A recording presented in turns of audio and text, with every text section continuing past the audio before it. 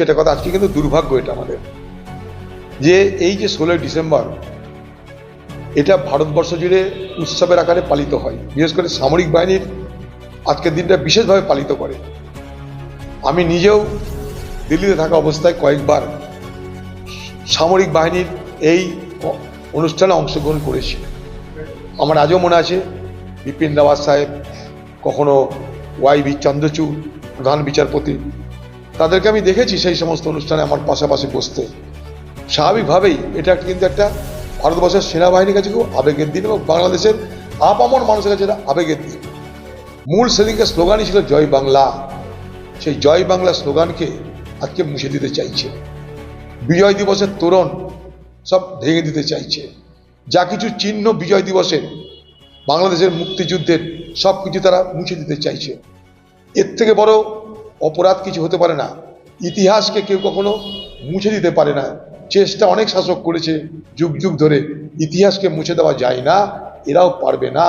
কিন্তু এই ইতিহাসকে মুছে দেওয়ার জন্য যে সন্ত্রাস, যে হিংসা সারা বাংলাদেশ জুড়ে করবার চেষ্টা করছে মৌলবাদীরা, তাদের সেই চক্রান্ত ব্যর্থ করবার জন্য আজকে আরেকবার শপথ নেওয়া দরকার বলে আমি মনে করি। আমরা চাই বাংলাদেশের সঙ্গে ভারতবর্ষের সম্পর্ক সুদৃঢ় হোক, বন্ধুত্বপূর্ণ হোক, লোক দেখানো না হয়ে যেন সেটা প্রকৃতপক্ষে বন্ধুত্বের বাতাবরণে লালিত হয়, পালিত হয়। আমি বাংলাদেশের এই মিউজিয়াম যেগুলো সেই যুদ্ধকে সামনে রেখে করা হয়েছিল, সেখানে জেনারেল অরোরাকে যে তাকে যে সম্মান দেওয়া হয়, জেনারেল ম্যানেক্সোকে যে সম্মান দেওয়া, সেদিন ভারতবর্ষের সামরিক বাহিনীর সর্বোচ্চ যিনি ছিলেন জেনারেল ম্যানেক্সো, কর্নেল অরোরা, এদেরকে যে সম্মান দেওয়া, ইন্দিরা গান্ধী যে সম্মান দেওয়া হয় কল্পনাতীত। সেখানটা আমি নিজে সেখানকার রাষ্ট্রপতির মুখে শুনেছি যে ভারতবর্ষের প্রতি সারা বাংলাদেশের মানুষ যুগ যুগ ধরে কৃতজ্ঞ থাকবে, তার কারণ বিপদের সময় 1 কোটি শরণার্থীকে ভারতবর্ষ খাইয়েছে। 3 কোটি বাংলাদেশের মানুষ তাদের দেশে বিস্থাপিত হয়েছিল, ঘর বাড়ি ছেড়ে পালাতে হয়েছিল।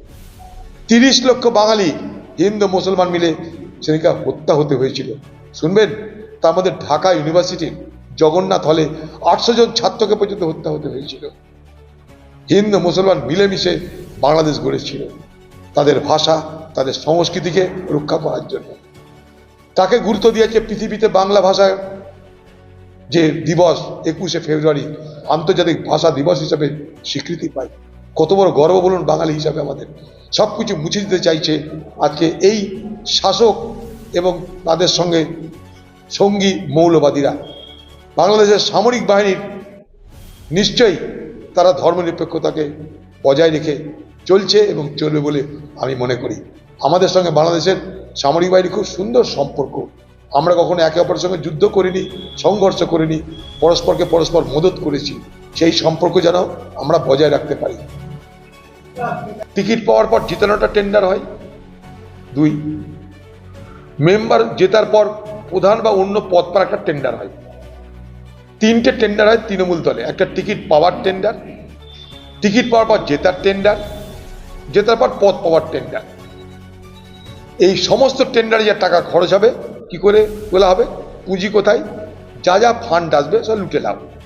লোকের জমি জায়গা কেড়ে নাও, লোকের জন্য যা যা সুবিধা পাওয়া যাবে, আবাস যোজনার টাকা কেড়ে নাও, বিধবা ভাতা, বার্ধক্য ভাতা কেড়ে নাও বা ঠগিয়ে নিয়ে নাও, এই চলবে। এইটাই বাংলার সব থেকে বড় অর্থনীতি। দুর্নীতির, চুরির অর্থনীতি সাইকেলিক অর্ডারে এভাবেই চলছে। তাতে কাউরি কখনো লস হয়, যেমন পুঁজি ঢাললে কখনো লস হয়, কখনো লাভ হয়। যে ভদ্রলোক বলছে সে হয়তো পুঁজি ঢেলেছিল, লস হয়ে গেছে,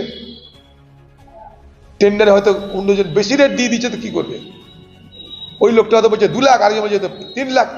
টেন্ডারে যে বেশি রেট দিবে টেন্ডার তো তার পক্ষেই যাবে। তাই হয়েছে। দেখবেন যে প্রমোটার সে হয়তো তৃণমূলের সঙ্গে কোনো কোনো লিঙ্ক আছে, সেটাও দেখতে পারেন। এমন কোনো প্রমোটার পাওয়া মুশকিল যাদের সঙ্গে তৃণমূলের লিঙ্ক নাই, তো গোষ্ঠীদ্বন্দ্বে মার খেতে হচ্ছে হয়তো তাদের, এরকমও হতে পারে। প্রমোটার রাজ চলছে, কত আর জায়গা পাবে, কত আর ঘর বাড়ি বানাবে? কুকুর 50টা, মাংসের টুকরো একটা। কুত্তা কত ছেঁড়াছেড়ি করবে মাংসের টুকরো? এবার নিজেদের মধ্যে মারামারি লাগবে আগামী দিনে। মনে হয় এটা আমার মনে হচ্ছে যে প্রমোটার, তৃণমূলের সঙ্গে লিঙ্ক ছাড়া প্রমোটার কি করে হয়?